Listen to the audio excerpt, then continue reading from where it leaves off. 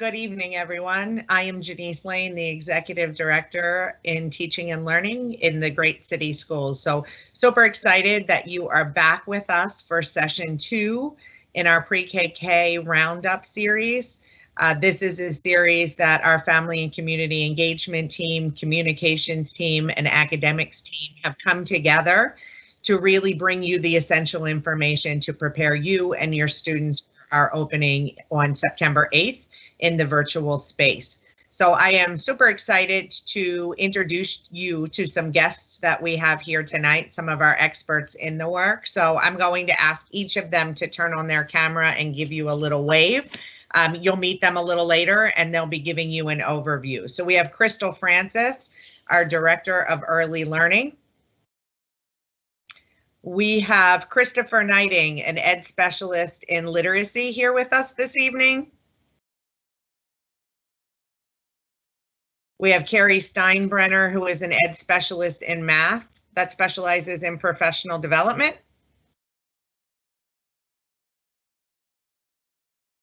We also have Josh Gabriels from our Director of Science is here with us as well. For Social Studies, we have Monica Whippo, our Coordinator in Social Studies. For Arts, we have Chanel Williams here with us. For Physical Education, we have Jeff Mealy with us. And for ESOL, we have Maria Remore. She is our, is our ESOL coordinator. So all of those folks will be with us. There she is. Looks like we might have had some technical issues with pictures popping up, but I promise you, you will see their names and their faces and get to know each one of them tonight. I do want to encourage you that if you have questions during the event that we'll be holding tonight, to please use your chat feature, list your questions. Not only do we have the experts that I just talked to you about, we have another group behind the scenes who will help us with that information. So any questions that you have, feel free to share them. We will go through an agenda of each of the content areas so that you will know exactly what is in front of your child for this year for learning. And then we'll take little breaks in between to do a quick Q&A and also wrap up with some announcements and questions at the end. So again, thank you so much for being with us tonight.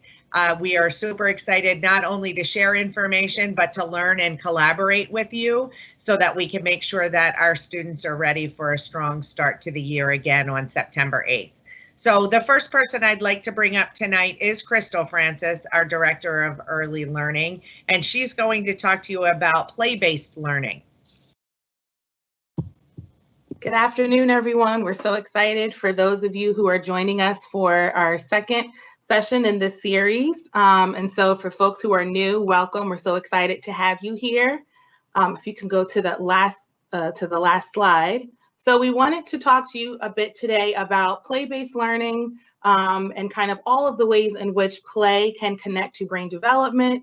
And we have the folks here, the team behind the scenes, to really be able to dive into what this will look like for each individual of these content areas. So as you can see here on this slide, when we have children who are playing, yes, they're enjoying and being able to do something really fun, but they're also connecting to so many different parts of learning. So for example, when you're doing math, you can do things like cooking and baking, which are nice and fun activities, but you can also incorporate measurement into those things. When we're looking at something like science, we can just look at the world around us, see what's going on in the environment. So there are so many resources and ways in which ways in which you can utilize what's happening outside and what's going on in your real world to connect it to learning opportunities for your students. And so we know that we are kind of entering into this new phase with online learning, but we really do want to encourage parents to utilize just things that kind of exist within your own home, because everything is really a learning opportunity when we're looking at young children. All right, if you can go to the next slide. So here we wanted to show you all a bit about how we kind of think about the learning progression for students. And so as you'll see on here, There are different skills that we look for students to have during different ages. So this is pulled from our early learning assessment, which is the assessment that we utilize in our pre-K classrooms. So this assessment basically connects to different progressions in different ages and what we are looking for students to know during that time. So your teacher, your child's teacher in pre-K may have sat down with you to talk about how students perform on that assessment. This is really what we're using to guide where children are. And if you really kind of dive deep into what is happening on in that progression, it really is about making sure that we are kind of building upon skills so that students are able to start in one place, and then the teacher is really equipped with figuring out what students need to do and what they need to know in order to keep moving them on in the progression. And since we are now really kind of co-constructing our learning experience with our families as well, we really want to make sure that parents have an understanding of where students are and how we can support them in getting to the next step. Crystal, I'm going to ask you to just hold for a half a second because we're getting some texts that folks can't see slides. And so let's just reset that for a quick minute and then we'll get you started. Sure. There we go.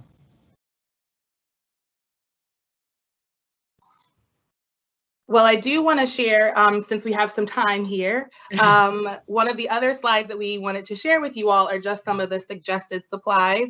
I think that we had shared some of this with folks for last time. So we did want to kind of just share some more of those. So we talked about things like construction paper, Play-Doh, things that you can count with, particularly when students are young. You can really utilize anything that's around the house. Be very careful, of course, of choking hazards, but things like, you know, those leftover buttons that we all collect that we don't actually need.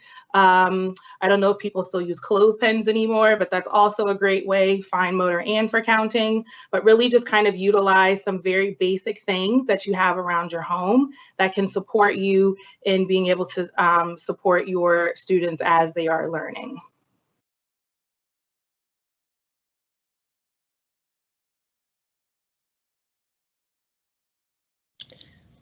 And now we're going to ask Christopher Knighting to step in. Again, he is one of our ed specialists in the literacy office, so he can talk to you about the work of literacy coming forward.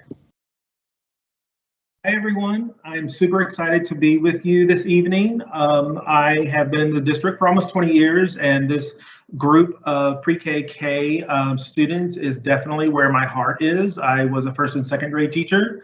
So we have done our very best in city schools to make sure that we are supporting and putting together resources that are going to be very, I would say, flexible for your usage at home. Specifically on the screen, hopefully you can see the PowerPoint. There are 4 key areas for literacy in kindergarten that I wanted to talk about. On the top left, we have Heggerty. Heggerty is a new curriculum for us that is based in phonemic awareness. We want to make sure that students have a stronger foundation in being able to identify sounds of letters, of words, word parts, and sentences. And this particular program is very, very successful in doing that. This will be launched in pre-K through second grade. So pre-K and K parents on right now will definitely be seeing Heggerty. It's a 7 to 9 minute video clip. It's supposed to be watched, hopefully prior to coming to the time with the teacher.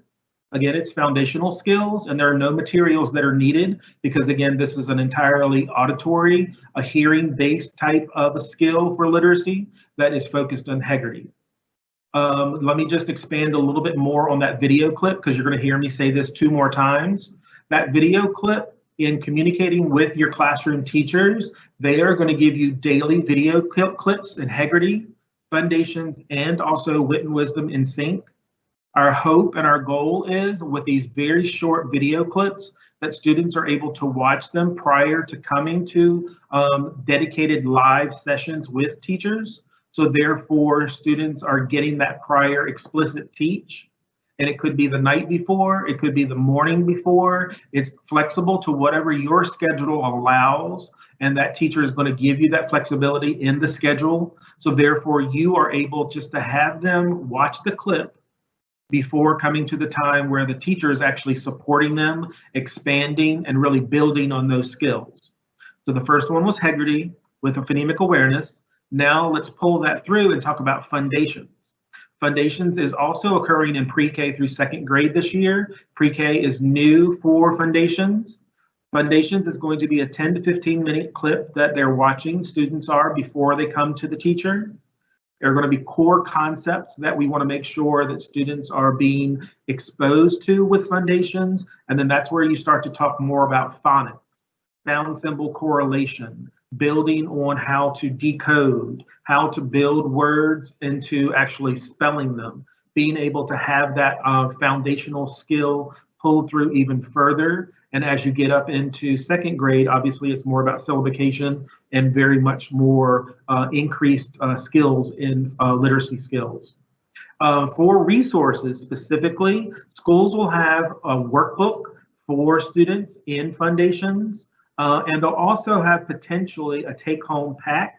That is something that schools are looking at because Foundations is very driven by interactivities. It's about manipulating resources and working with the teacher. So ask your schools, your principals, and your teachers about getting those resources. Third, Wit and Wisdom. This is where we move it even further into core instruction. So that is also a 10 to 15 minute video clip, a very quick little video on a very specific skill or a concept. They watch it before, and then they are able to spend time with the teacher building on that. It's about more elevated literacy concepts, building on those foundational skills, comprehension, writing, all the way pre-K through 2. And specifically, there will be a Wit and Wisdom workbook. And obviously, we would want to make sure that text and pencils are available for our babies. And that is kindergarten specifically for Wit and Wisdom. Pre-K has a different curriculum, so kindergarten for our parents on the call right now. And finally, Amplify Reading is new to us this year. A lot of you know that Amplify is a traditional resource that we use for diagnostic assessments for beginning, middle, and end of the year. But this new component, out of 30,000 students last year in K-5 in spring, we had about 7,000 students that were actively engaged in Amplify Reading. This is a very fun gaming platform that helps to build on those foundational literacy skills and also develop comprehension. It's adaptive, it's engaging, kids love it, and you're going to access that through Clever. This is not an explicit teach that the teacher is doing with the child, with your babies, but they are actually doing this whenever they want. We just want them to be on there 2 or 3 times a week for maybe about 15 minutes. And it's just really going to help ground them in developing foundational skills. But again, because it's in a gaming format, it's something that the kids have really loved. So those 4 key areas, Hegarty, Foundations, Wit and Wisdom, and Amplify Reading are the big takeaways for literacy going into the school year. Hegarty and Foundations for pre-K and K, Wit and Wisdom, and Amplify Reading for kindergarten. On the next slide. Chris, can I stop you there just for a minute? Yep. Because I think there was a ton of really good information. If you can go back one more slide. Yep. Just to clarify, because I think we also talked in some teacher and education language that I want to make sure to connect to what we did last week with families. So really important, last week we talked about synchronous learning. That means with the teacher, that the teacher's pulling groups, working with students face to face. And then we talked about asynchronous learning, which meant things that students and families could do on their own. Right. So I just want to pull together for a quick minute the videos you talked about really in Hegarty, in Foundations, and in Wit and Wisdom are opportunities for students to work independently, watch those videos before they go to the teacher directed lesson. So exactly. I just want to make really clear for families that this is where we talked about things that you can do to help support. So as you create systems and routines for your student, you want to think about the videos here and how to use those videos to help build readers and writers in your pre-K and K students. And then just for clarity, again, the Amplify Reading is a platform that is a game-like atmosphere, But what's happening in there is it's really reinforcing students learning things like how to rhyme words. So if you hear cat, then you hear rat.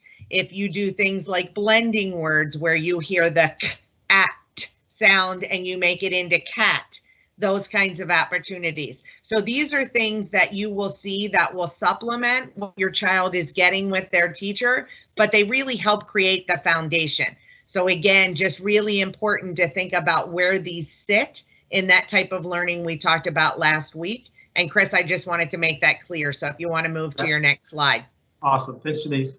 And then just to clarify, just one little step further, I've been referring to that kind of as like the conditions of learning. You guys are going to be so excited, I think, to see this rhythm between what is happening with the videos and then also what the teacher is doing to dig deeper and to actually support individual students. That we heard you last spring and we really tried to be very thoughtful and as flexible as possible, making sure that these resources were really created to support you guys. So we really wanted to put it out there in a fashion and a format that it's very flexible for your schedules and for your needs. And this last slide for literacy here, we're talking about specific tip sheets that are available for wit and wisdom. So that core instruction, you're going to have access to these resources that will be on that communication and family family engagement website. You will see these resources for kindergarten through 8th grade. They will be in English and also in Spanish. This is very kind of useful information, not only about what students are learning in Wit and Wisdom, what they hope to accomplish by the end of the module or the quarter, the 9 weeks of instruction, but then also how you can help at home, these home activities. So these are provided in English and in Spanish, and it will be available for K through 8. This is a K example, kindergarten right here, and these will be posted and ready by mid-September for the entire year. So I wanted to point out those resources for you guys as well. Great. Thank you, Christopher, for sharing that. As I shared earlier, we will be stopping at points for questions. So please just keep tracking your questions, whether you're joining the live team event with us or whether you are in our Spanish version of Control on Zoom. We will be collecting the questions. There's a little bit of technical issues that we're trying to get the questions to pop up live. But we will definitely ensure that if we can't answer them live right now, we will answer them in writing and towards the end of our event. So now we're going to have Carrie Steinbrenner join us, and Carrie again is going to hit the highlights for us in math. Hi, good evening, everyone. We have the slides up for math.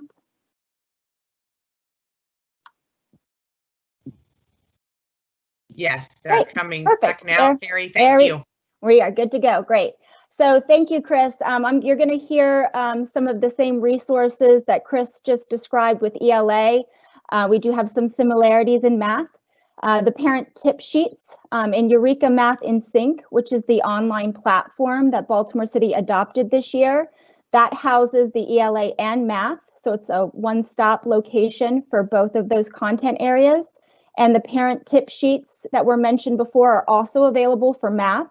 They are available in English and Spanish. And these include what your child is currently learning in math and also ways that you can support at home. One of the other key features in Eureka Math in Sync are the videos.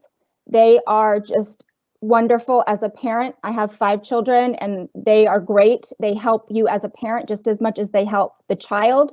That you can view them, and they are also in sync with what the teacher is teaching live to your child. So it allows you to support them at home. Every kindergarten student, math student in Baltimore City will also be getting workbooks. So we know that learning to write with a pencil is extremely important, especially in the early grades. These workbooks, every child will get the Learn book, a practice book, and a Succeed book. The Learn book will include application problems, problem sets, and fluency activities that align with what the teacher is teaching online for your student. So they'll have that right in front of them. The practice book includes sprints and fluency activities for math. And the Succeed book has the homework helpers, and those are wonderful when your child is doing their assignments after they have been taught their lessons. Those are a great resource to use to help support with instruction.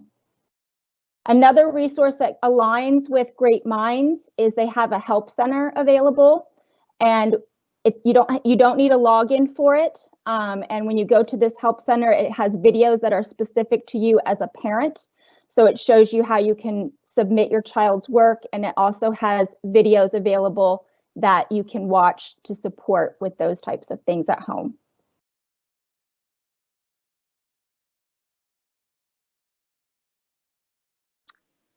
Also, along with the resources just mentioned, we've also adopted Zern, which aligns with the Eureka math curriculum that your kindergartner will be using. So it supports it directly. It is a digital platform that will be available. iReady is an interactive online learning environment, and this is for your child's personal life, and it's based on your child's unique. Another resource that will be coming from the district are math manipulative kits that have been purchased, and they will be able to be picked up at your child's school, and then they can use those manipulatives at home. Math manipulatives are so important, especially for younger children, so that they can engage in their lessons using those hands-on resources. And Chris mentioned before, and I do just want to I know you're getting inundated with a lot of information, but we really just want you to kind of get familiar with these terms. Clever is where everything will be housed. So it'll be a one-stop shop for signing in, which I know as a working parent, having one sign in and being able to access everything your child needs for instruction, Clever will be that platform that they'll use, and they'll be able to get on, in sync, go to their iReady accounts with just one login.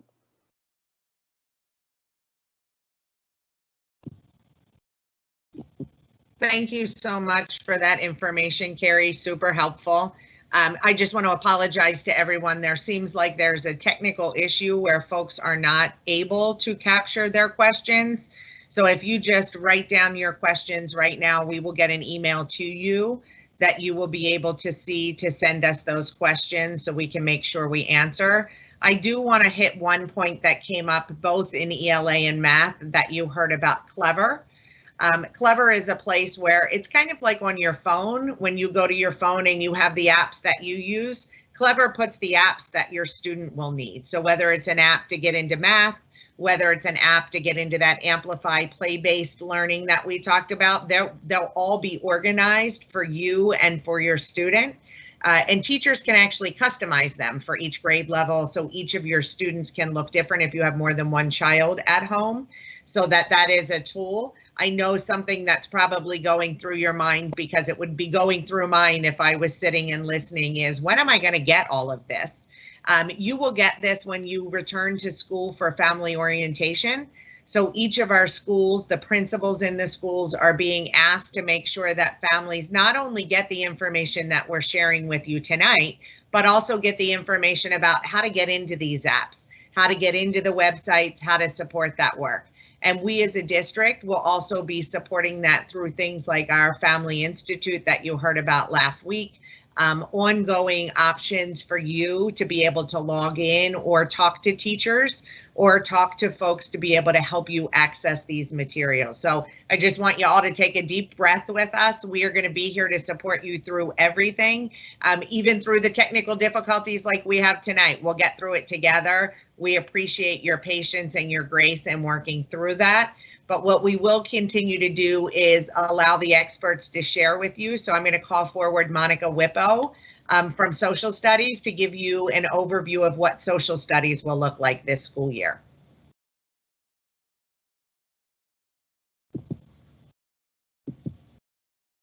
Thank you, Janice, and good evening, everyone. Are the slides up? I thought I saw them just a moment ago.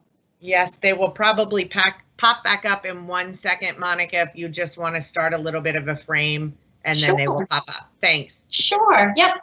So my name is Monica Whippo. I am the coordinator of social studies, and I'm very excited to be here with you today to talk about the social studies learning that your students are going to be seeing to start off the school year. So in kindergarten social studies, our students examine civics, geography, economics, and history. And we do this through inquiry-based learning, which is essentially learning centered around a compelling, open-ended question. The associated activities that students engage with help them to take action to demonstrate their learning. And the key here is that no action is too big or too small for our students to do. So for example, a few things that you could explore with students include the question, why do rules matter? And in helping students understand that, work together to create some rules for the family to follow. For how do maps work? Creating a scavenger hunt using a map of the house or the neighborhood, something that gets them to engage with that map to see how they can use it to get to their goal.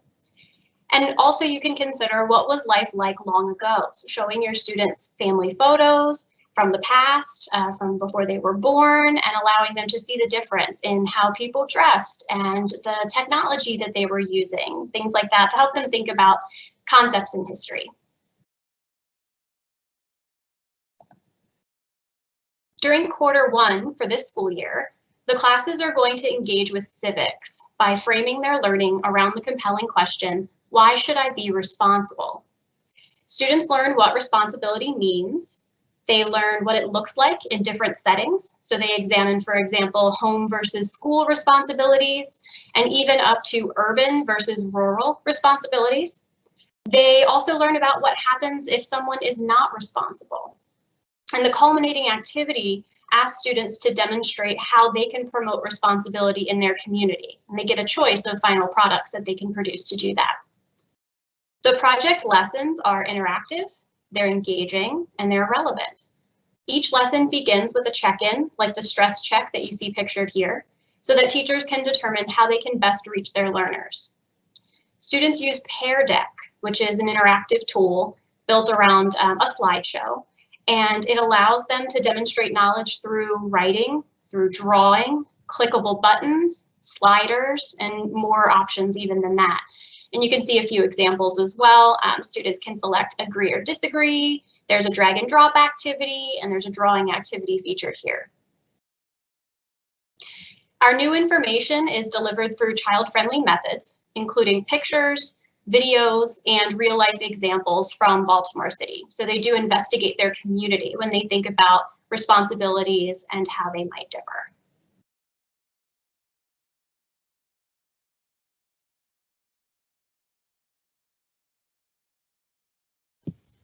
Thank you, Monica. We appreciate the clarity of information you shared.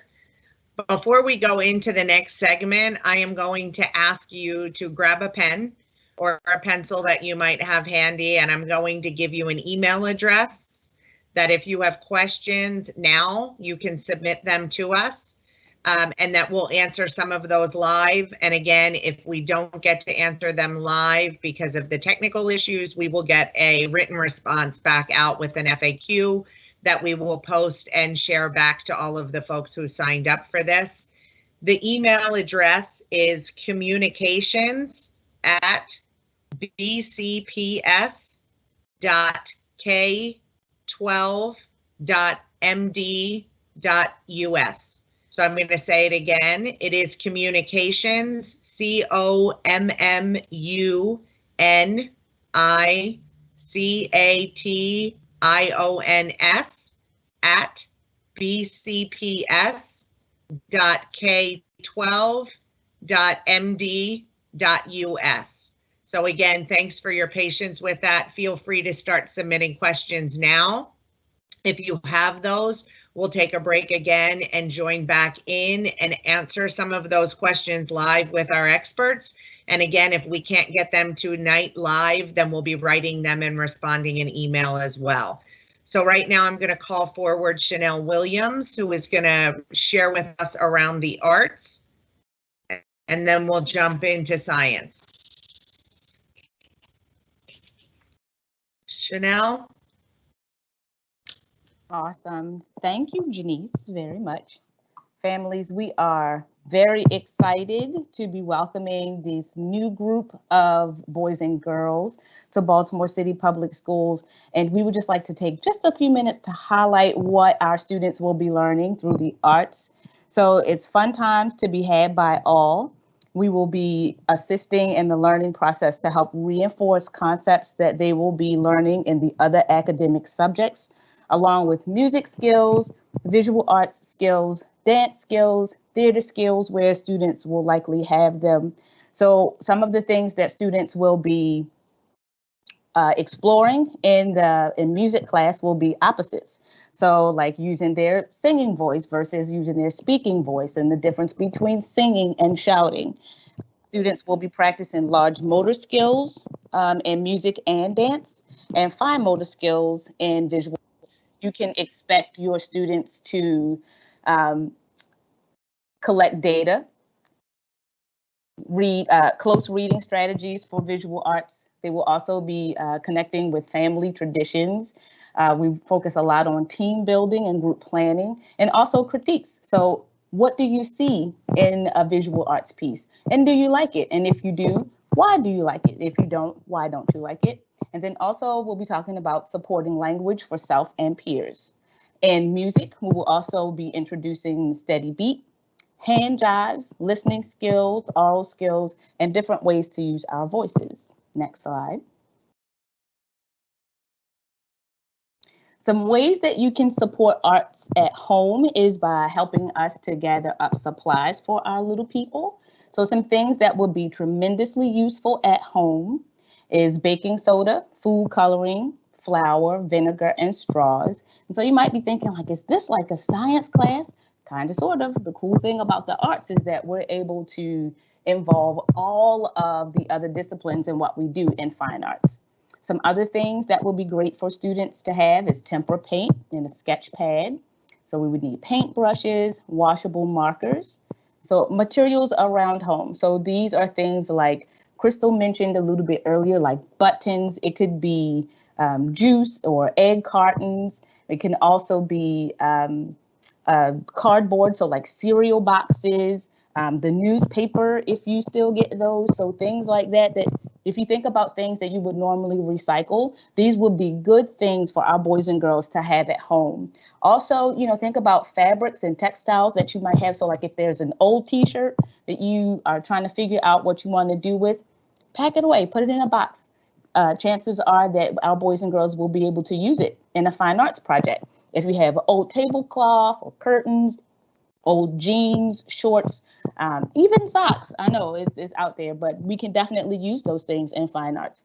And then also if we have like modeling clay. So these are things that our boys and girls will need that will definitely help us to support learning within the arts. So we are looking forward to having you guys and hope that you will ask us any questions that you have, because we're open for those. Thank you so much. Great. Thank you, Chanel. I'm super excited to say we finally got some questions in, so I'm going to take a little bit of a break here before we go into our next session to ask a couple of questions. Crystal, if I can call you back, I think this may be relevant for you. One of the questions, Crystal, that we received is, will students in pre-K receive manipulatives or materials to work with? Great question. So we are working on getting manipulatives and materials out to all of our students. I think the first place you should go is chat with your school and see if they have a plan. I believe some schools, as they are getting ready for school, either have like a day we can come and pick up some materials. So I would look there first. Again, kind of like Chanel was saying, utilize some of the things that are around your home, which is also a great place to start. And we are working, the district is really working on trying to make sure that we can get materials out to students. It takes us a little while, but we're really trying to make sure that we can get things to you at least before the month of September is up. Great. Thank you, Crystal. Another question that came up that I know we continue to talk about is families that are struggling or worried about synchronous learning, whether they're a single parent, a working parent, or have multiple children at home. And I know this was one piece that we continue to talk about. Can you just frame a little bit around ways that may be useful for families in that synchronous learning atmosphere? Yeah, absolutely. So in pre-K, we have there's one kind of main synchronous session that happens during the day where the teacher will be live with students. And then there's also time for small group time. So that time when that gets scheduled can be flexible. So it may be that the teacher does one small group at 9:30 in the morning, and it may be that there's another small group that's going to occur at 11:30 because that's what really works best for families. We do understand, particularly for our younger students, that they really can't get online without their parent support. So we know that they need to have some support as they're accessing all of these things. So there will be flexibility in being able to provide for and to kind of support your child at different times throughout the day, which is why we really wanted to make sure that those asynchronous opportunities, and again, asynchronous is the stuff that doesn't happen right when you're live with the teacher, to make sure that those asynchronous opportunities, those can happen at any time in the day. Again, those hands-on learning opportunities we've been talking about, that play, those can happen whenever it makes sense for your schedule. So of course, we don't know the schedule of every parent that's out there. So we really want to make sure that it meets your needs. So once your teachers kind of get their roster and work with principals to figure out what schedules will look like, teachers will absolutely be getting in contact with you. And we really want to be partners in this. So we want to make sure that that learning is happening in a time when your student is able to access it. Thank you for that, Crystal. I would also highlight, just I think you may have hit that many of the, or all of the synchronous learning that happens with a teacher will also be videoed and available, so that if for some reason your child can't make it to class because you're working or you have a commitment during that time, that they will be able to watch that video of what's happening. One of the reasons we really want to encourage students to engage is not only will they be working with their teacher, they'll also build those relationships with their peers. So as much as possible, you should be trying to prioritize that teacher time that we're calling that synchronous learning with your child, and prioritize that in your schedule. But either way, both of those opportunities provide an opportunity for you to do the learning based on your schedule and support around that. So thank you for that, Crystal. There was a question earlier too around, I think this one was for Christopher Knighting. I think I may be able to answer some of it, Chris, but you may need to join us again. The independent assignments or the videos, a parent wanted to know if they're like homework. They are like pre-homework. So if you're having your child watch the video and then they will engage with the teacher the next day, again, and there's a question that says, what if the child can't watch it? Of course, the teacher will provide supports for students in there. It's really just a readiness activity to make sure that as students enter the learning, that they're engaged deeply and ready for that. But teachers will be willing to do things, just like if a child doesn't do their homework and in a regular, brick and mortar setting, teachers are able to provide supports for students to invite them into the learning of the day.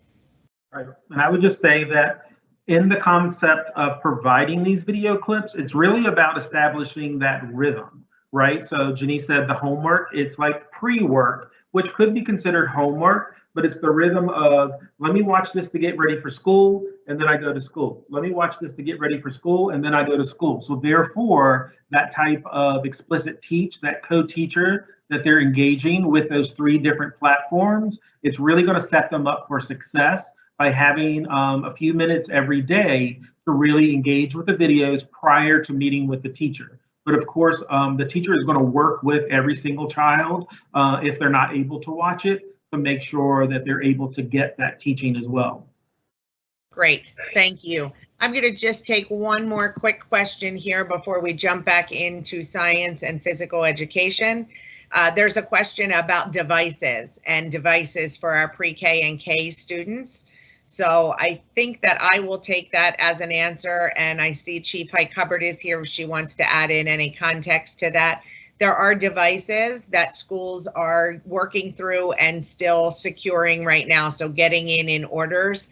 You will get information from your school principal, whether it is a phone call or an email or both, asking if you need devices. So when you respond to that email, your principal will then set up a time for you to receive your device from your home school.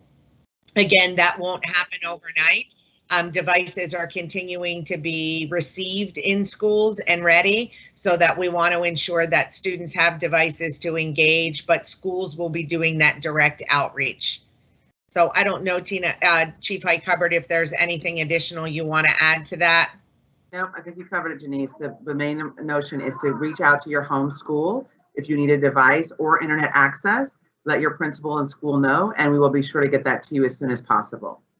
Great, thank you for that addition. And now we're going to turn to Josh Gabriels, who's going to talk to us both about science and physical education. So he's going to start with science first. Josh, the floor is yours. Thanks, Janice. I'm excited to get to talk to everybody today about both science and physical education. Pre-K and kindergarten science is just really exciting. And the reason for that is children are natural scientists. They use play to try to understand and influence the world around them. And watching them do that can be a lot of fun. Our pre-K and our kindergarten unit curriculum both have units that aren't focused on let's learn a topic. They're focused on let's explore something about how the world works. And in pre-K, we have science-focused units and we have social studies-focused units. And in the science ones, they're trying to figure out something like, how do animals react and adapt in different situations? Or how does the weather work? What are the patterns? Can I make predictions about what's going to come next? Is there a relationship between the seasons and the weather that I'm experiencing right now? And how the earth and the sun move? So it's a continuous series of explorations that are more like play than like anything else. In kindergarten, we have specific units that are science focused as well, but we call it a phenomena. There's something about the world that kids are trying to understand. So some examples of things that students will be learning about: seasonal changes, animals, animal babies and habitats, how animals adapt with those different seasons, how bodies work. And all of those are integrated in pre-K. So an example would be in the healthy habits unit. Students will do things like make letters where they lay down on the ground and they make letters with their bodies. It's a physical activity that engages them in letter formation, which is part of their literacy. And they do readings about how their bodies work. And so it all kind of fits together in an integrated unit.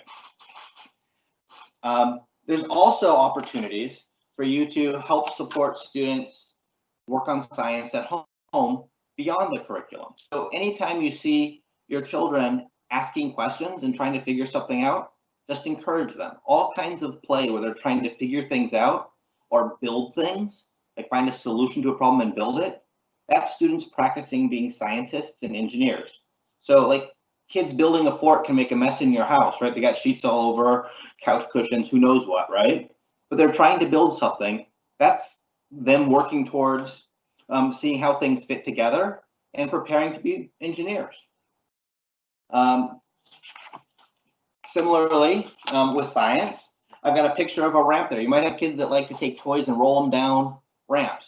They're trying to figure out what makes them go down, what makes them go up, when do they speed up, when do they slow down, how do they turn? That kind of play is perfect. It's fun to watch, and you can encourage them. That's fantastic. The teachers will be encouraging them in their classes virtually, but their normal play can also be part of their learning experience. Like if we had in-person pre-K and kindergarten, we'd have students playing with the same kind of toys in centers around their rooms, and they can do that in your house as well. So I'm really excited about science. And now we're going to turn to the slide about physical education. And Josh, can I stop you for just one quick minute and just remind folks that we can take questions. So if you still have questions that you're thinking through, please post them in the Q&A section, and we will continue to monitor them and come back together. So please continue to post your questions. Thanks, Josh. No worries. One of the most fun things when you go to visit schools is seeing pre-K and kindergartners enter the gym. They always enter so quietly, and they're looking everywhere except where they're going. But they're excited to be there. And we want to give you a little bit of a taste of what a virtual start to the school year is going to look like. Your child's physical education teacher will be delivering lessons and physical activity opportunities in the 5 categories that you see in front of you on the slide. Things like running, jumping, skipping, balancing, and rolling a ball towards a target. They should be learning about the difference between personal and general space and how to move through space using different pathways, shapes, and speeds. They should begin making connections between the food they eat and the energy it provides. They should be encouraged to practice their motor and movement skills often and understand that's how they will get better. We want them to enjoy physical activity, so there should be frequent check-ins to make sure that they're having fun. There are a lot of things you can do to support your child and their physical education teacher. So one thing is to make sure that there's a safe space where your kid can be physically active. You can have them draw a picture of their space and even make note of things in and around it they know that they need to be careful about. Your child's teacher will also send home a physical activity log. You can use the log to discuss daily physical activity with your child. The goal here is to have a total of 60 minutes each day. Encourage your child to be physically active, go for walks, challenge them to do things like balance on one foot or jump as far as they can. And once again, this is all things that should be fun. You can also do things to turn your home into an active home. You can dance along with them to a Just Dance video on YouTube, or get some stretching in with Cosmic Kids Yoga, or do some breathing exercises with Go Noodle, and take advantage of monthly movement calendars that your children's teachers will send home. At the end of the day, physical education is about developing the ability and motivation to move with competence and confidence in a wide variety of physical activities in multiple environments to benefit the healthy development of the whole person. So encourage your child to play and explore their world through movement and physical activity as much as possible as we're dealing with this pandemic. Thank you so much, Josh. Looks like we've got some other really good questions coming in, so I'm going to call some folks to the floor to answer some for us. Crystal, Francis, if I can have you come back again. Thanks so much. We have a couple around admission for programs. So the question from this parent is, I have a 3-year-old that will be 4 in November. Will she have to wait another year to start school? Yep. So unfortunately, for pre-K, students have to be 4 by September 1st of this year. So right now, students who can go into pre-K have to be 4 by September 1st of 2016, and students going into kindergarten have to be 5 by September 1st of 2015. So for your child who's got a birthday in November, you just missed us by a couple of months, but I would definitely encourage you to enroll in Head Start. Head Start has full, is also doing virtual learning right now, but they are full-time programs. And when they come back up in person, they typically do have some before and after care options that we don't always have at city schools. So I would absolutely encourage you to look into your local Head Start. Again, they're virtual right now as well, but it's a great precursor to pre-K for your 3-year-old. Great. And just for clarity, Crystal, those are state rules about the ages, correct? They're not just that you make up. Yes, it is not me. Great. Another related question for you is a similar structure, but just so families can hear it directly from you. I have an entering pre-K student who is very advanced for pre-K, and I have recommendations from his previous school to be tested for kindergarten. Would that still be in effect, although everything is virtual, or will he have to stay in pre-K?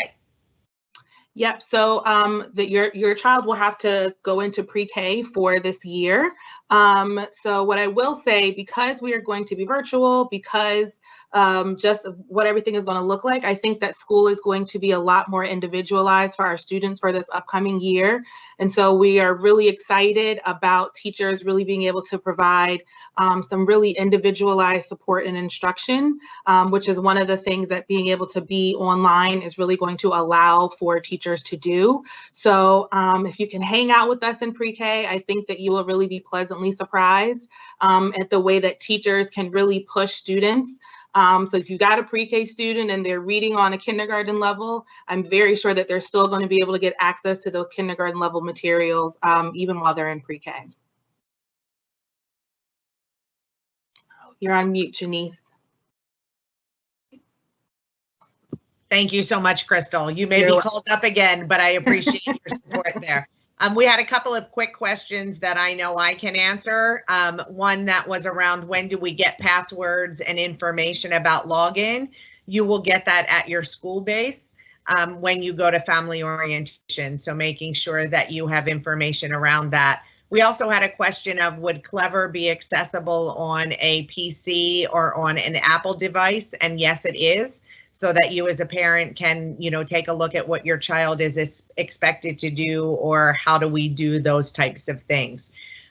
Josh, there is a question for you around how big of a space do you suggest that we set up for physical education?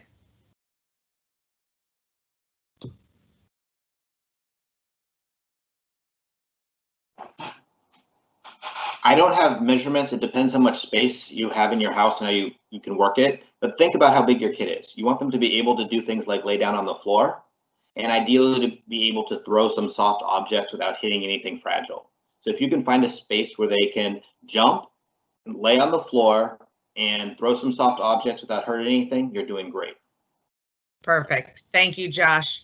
We also have a question of will entering pre-K families be eligible for PEBT benefits? And so we don't have someone on this call that can answer that, but I can give you an email of a person that can. That is a person, her name is Brandy, BRANDI .Bell, BELL, at maryland.gov.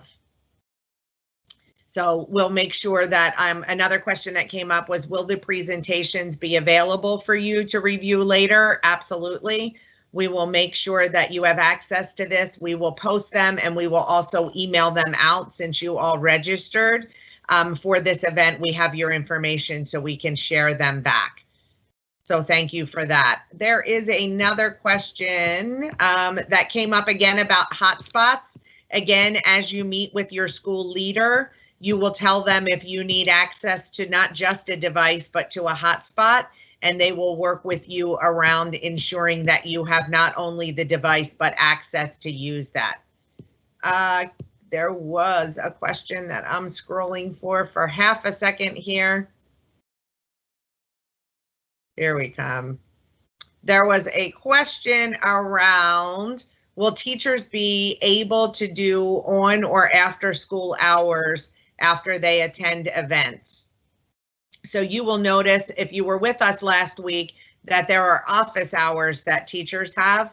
Those office hours are opportunities for them to connect with families and ultimately connect with students as well, so that there's space in that asynchronous learning that we talked about when you're not directly with the teacher to be able to customize the supports that you need for you and for your child to be able to support that work. Crystal, and this is really a Crystal question, a Josh question, and a Chanel question, so I'll let somebody volunteer to answer first. But the idea of for arts, for PE, for any of the play-based activities, will classroom teachers be sending home guidance to parents that are either not just requirements, but recommendations and suggestions for how to engage in some of the things you brought up? Yep, so I can speak for those hands-on activities that we talked a lot about in pre-K. So what our office is really going to do is kind of really guide parents through what those activities could be. So many of the activities that we're going to ask families to do, you can do it in one setting for one kind of theme, and then you can do it a month later for another theme, because we really want to make sure that students are able to generalize. So again, you'll get like a one pager on how to do like a read aloud, which you can use with any book that you have with your child, but it's a skill that we really want to make sure that our children are able to work on. Or we will have things like scavenger hunts or counting. And I had a conversation with our fine arts folks today, and we are all kind of really aligned in making sure that we are supporting our students in using songs to be able to think through things, using those physical activities. Again, all of those things that you were probably getting ready to throw away, making sure that we can utilize all of those things together. So yes, we really want to make sure that teachers are sharing with parents how they can take all of those old t-shirts that they were going to throw away and really make them and utilize them in a whole new way. Great, thank you, Crystal. And that connected to those other questions, Chanel. There was one for you about, will there be recommended materials or art supplies that would come, and would that come from teachers? Yes, we do have recommended art supplies. They were mentioned a little further up in the slide deck, so parents that still have questions about that can they can take a look at those things. We do not have a solid answer right now about whether or not there will be district materials that will be given out. There are some teachers in some schools that do have supplies to be given out to their boys and girls. So I would just ask that parents reach out to those schools, and they'll make sure that when they are handing out the other materials, that those art supplies are accompanying those things. And also, Janice, I wanted to answer one other question. We do have an online learning portal for fine arts, and teachers will be able to, parents will have access to the online learning portal, and it's totally parent and student friendly, and it's just I forgot the word, it reinforces all of the learning that the students have had for each cycle that we've gone through. Thank you for those questions. Thank you. I just want to say again, thank you for your grace in getting through the technology pieces. We're going to keep going for a few minutes. I know we are close to the end, but there's some questions rolling in. I know our experts want to make sure that we can do everything we can to support you and your students. So there is a question in the box that I'll take that really just says, from a parent, I have no idea what is happening on the call and feel unable to assist my child with all of this. I had trouble joining, was a few minutes late, may have missed some important information, and was not able to join last week. Did I need to? I don't know what to do. So first, let me say, take a big deep breath. We are here to support you through this. We will make sure that the tapes from both sessions are available so you can watch them. You can reach out to the experts that are sharing here to ask any questions, to get additional information. I also want to assure everyone on the call that you will be getting much more information from your teacher and from your school when you come to family orientation. Part of what we wanted to do tonight and the other nights that we've had in these 3 events was making sure that you felt comfortable knowing what's coming, and also knowing how you can start to prepare and provide for that time. But by no means do we think by the end of tonight that you should be an expert and ready to roll and answer every single question. But again, please know we are partners here for you. You will see again in week 3 when we come together, somewhere around SEL or social and emotional learning, how to help support your child, how to help support you. We'll also talk a little bit about what these platforms for learning look like and how you can get into them. So there's another question that says, is Clever available online? Absolutely. Again, we'll show you some of those pieces, but I want you to know for sure that our top priority is you as a family and for your students always. So we're looking at the safety, the well-being, the connectedness, the learning that you need. And please know we are partners here with you in that. And that if we find after tonight's session, because we had some difficulty, we can always extend next week or figure out if we need to do an additional session around that. So I want to thank you for bearing with us and staying with us. And I want to thank the experts for continuing to stay with us for a few more questions. Let me pull up another one here. What will the scheduling and school hours be Monday through Friday? Crystal, I'm going to call you in to tag team with me on this one. I will say that schedules will follow mainly what a school schedule does. And by that, I mean that schools have windows of time to set their hours based on the past, the way they had that their bell schedules would work. So again, at orientation, you will find out the start time of your day and the end of your day. And then Crystal spent some time last week talking about what that looks like in variation for pre-K and K.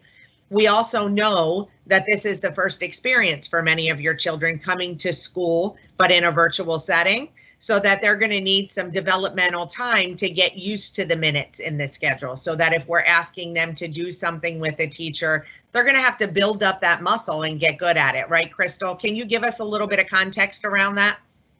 Sure. So we understand that our students are probably very excited to come to school and did not think that they would be going to school behind a computer. So we really want to make sure that we are allowing for some time for them to have those growing pains to get used to all of that. So our expectation is that there will be live synchronous sessions every single day that are happening with your students. And we're hoping to build up that stamina so that they can stay on for a whole session. And we understand that in the very beginning, it may be 10 minutes or it may be just a quick, hi, everyone. Let's remember to mute our phones, or mute our phones, to mute ourselves, to turn off our cameras, or whatever the kind of rules are that the teacher is going to establish. But we hope that eventually students will get to the point where they kind of really understand the scheduling and the consistency, so that they're able to, like Janice said, kind of build up that stamina so that they can log on and be on every day. So that school schedules is going to vary based on what your school, how your school is going to work on that schedule. But again, our pre-K students are going to have that synchronous time live with the teacher, and then that asynchronous time that you can do as a family whenever it makes sense for you. Great. Thank you for that, Crystal. I will also tell you that Jeff Mealy, who you can't meet tonight because he's having some computer issues, but is our coordinator of PE, also just let me know that there will be monthly movement schedules that come out to support families in that. So again, what's happening right now is all of the staff that you're meeting is getting ready to actually tomorrow and Friday and Monday and Tuesday meet with teachers to give them this exciting information, to share with them the expectations that you have as family members, to really make sure that not only do you understand the expectations, but that we communicate regularly with you and make sure that you have tools and resources to be able to help. So you've heard it tonight from our EL team, our math team, our science and social studies team, our early learning team, and looking at PE and in the arts. So really trying to come together in a comprehensive way to identify the supports that you have. We also want to make sure that we highlight two more really important pieces. The two pieces that we want to make sure is that you understand that immunizations still are a priority in city schools. We want to make sure that your child is immunized and remains healthy, so that when we do come back to school, that we have the opportunity to invite them to be part of that in our hybrid model or our full return. But even when we start school on September 8th in our virtual platform, our students still need to be immunized. And I know Dr. Sarah Warren is here with us. Dr. Warren, I don't know if there's anything that you want to add to that.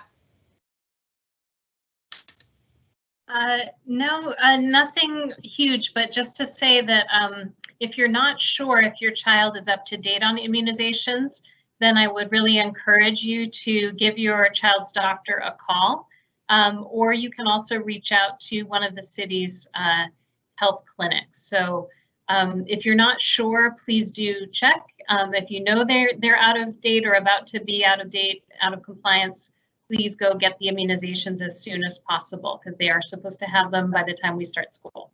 Thank you. Great. Thank you, Dr. Warren.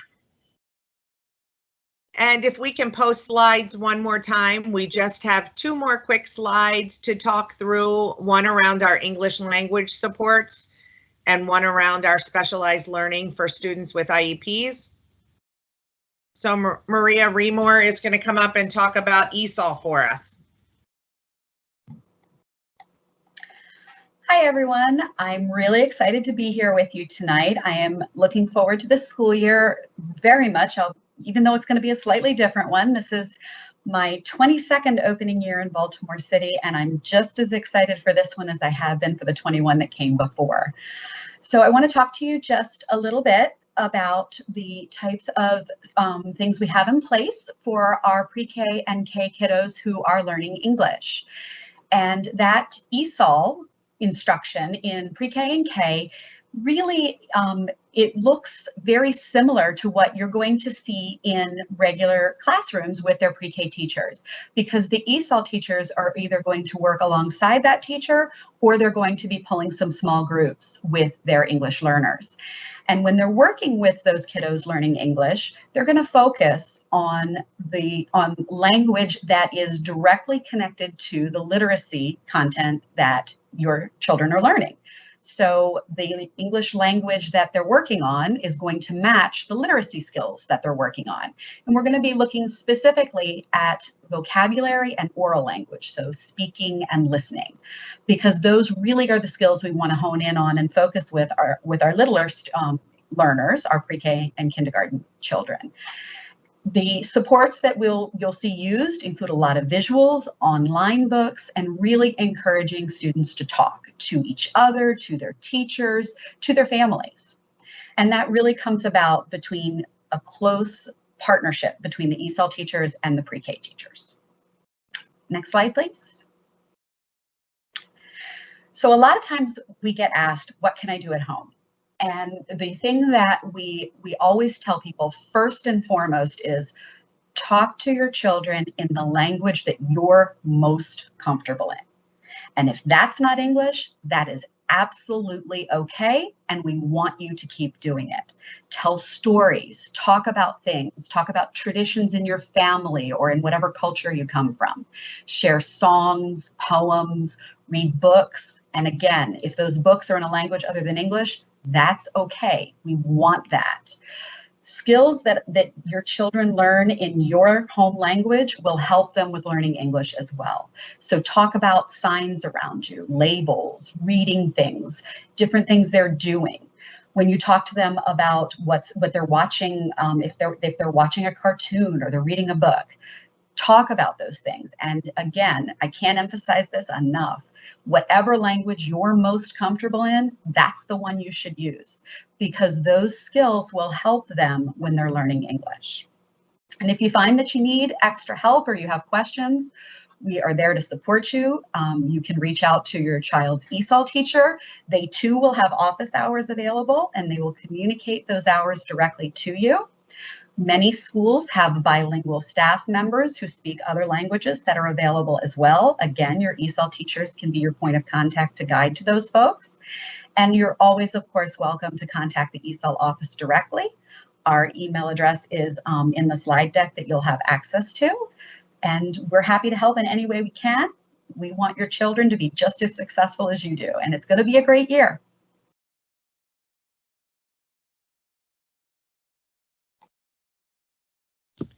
Great. And then Crystal, I think you're closing out our next slide for us before we get to enrollment. Yep. So hi, everyone. I'm back. Just wanted to chat with you guys a bit about the supports for our students with disabilities. So we have a preschool special ed program here in Baltimore City Schools for students who are ages 3 through 5. And in city schools, we have inclusive programs, and that means that students are included with their general ed peers. And we also have some separate classrooms in which students are with a special ed teacher and then special ed paraeducators. So all of those services are going to continue virtually. They will look a little bit different, obviously. So for your students who are in your inclusive programs, and for those who have students, that's the partners program. And for students who are in the Let's Grow program, they will have opportunities and they will be able to spend time with their general ed peers, with their pre-K teachers, and in those small group sessions, just as they would if we were in person. And for some of our students who are in a separate classroom, and that would be ELE, if you have students who are in those programs, they will have their own classrooms with their teachers and with their paraeducators. So again, like we've been talking about, really want to make sure that we're supporting our students and kind of building up that muscle to be able to be online. And so again, a couple of notes here. Our related service providers, and those are occupational therapists, physical therapists, our speech and language pathologists, they will be providing services for students virtually. And so your IEP chairs are going to be reaching out to you because they are going to have to amend those IEPs. So those IEPs are those individual educationalized plans that we have for our students with disabilities. And students are really able, the IEP chairs are going to reach out to let families know what those services are going to look like virtually. So we still want to make sure that we are providing that, but it may look a little bit different. So it may be a Zoom call or a phone call, but those services will still happen. And parents have the ability to request an IEP meeting while we're in virtual instruction. Parents can request IEP meetings at any time. So if you feel that there's something that you would like to discuss with your IEP chair, or you want to look at services a little bit differently, please feel free to reach out to your IEP chair as well. We can go to the next slide. And so we just really wanted to really quickly, I know we're way over time, but we wanted to let you know about some supports from our Office of Early Learning. We have a social media page, Great Futures Start Early on Instagram. Please follow us. We like to kind of share some snippets into what students are doing and what our teachers are doing to get ready. We've got virtual parent cafes where parents can really come together and can have a space where they can talk and have a conversation. We've got Judy Centers, which I could do a whole hour-long presentation on Judy Centers and the supports that they provide to our families in Baltimore City, 0 to 5. So there are a lot of resources for you all, and we're hoping that we can really go into this school year, as Janice has said, as partners, and that we can support you as you are supporting your students. Great, thank you, Crystal. And I think we have one more closeout slide. Thank you for posting. Enrollment is still open online. So if you need to enroll your child or you know someone else who does, please feel free to share the information with them. You can see our website located here at baltimoreCitySchools.org/enroll. And then you'll see online registration there. So it's super simple. If you need help, feel free to reach out to your school. Again, we are going to make sure that the presentation, our first presentation, as well as the second one in our series of 3, will be available to you. We will email that to you. It looks like we had a couple of more questions around the EBT piece, so we'll make sure to include that in our email, Brandy's email, so you can reach directly to her around that. And it looks like we have one last wrap-up question. Which are, will individual assessments happen when students come back in the fall? Yes, they absolutely will. We're working with our teachers around how to do those in a virtual setting across all of the content areas so that students have an opportunity to practice what they know, and really teachers can then work with the students based on the information that they collect in that. A second part of this question, I think, is the perfect question for tonight. It really says, what do you foresee as the biggest challenges in virtual learning? We lived it tonight. Of all the best plans that we have, sometimes technology doesn't work exactly like we want it to, but we work through that together, and we can't thank you enough for your patience tonight and working with us, getting us those questions. Again, if there were questions that didn't get answered, you can send them to communications@bcps.k12.md.us. We are going to be working with you ongoing as partners. Hopefully you felt and heard that tonight. We'll be giving much more guidance, details, materials, information to you and with you. Not only did you see the events and pieces that Crystal just shared, But our family community engagement team also has a slew of offerings for parents, like a parent institute, a family institute, where we can get you more information and engage deeply together so that we can do the best on behalf of you and your students and our children that belong to us as well in Baltimore City. So again, there is a week 3 series next Wednesday evening. We'll be talking about social and emotional learning. We'll be talking about some of those additional tools, and we'll make sure that you have the information you need as families to support your little people at home with you. I want to thank you so much for not only committing the time with us tonight, but for sticking around for the extra information. I want to thank all of my colleagues who were here with us tonight to share information, and we are happy to do whatever we can to best serve you. So I hope you all have a wonderful night. Stay well, and we hope to see you next Wednesday evening. Take care and relax, everybody. We'll talk to you soon.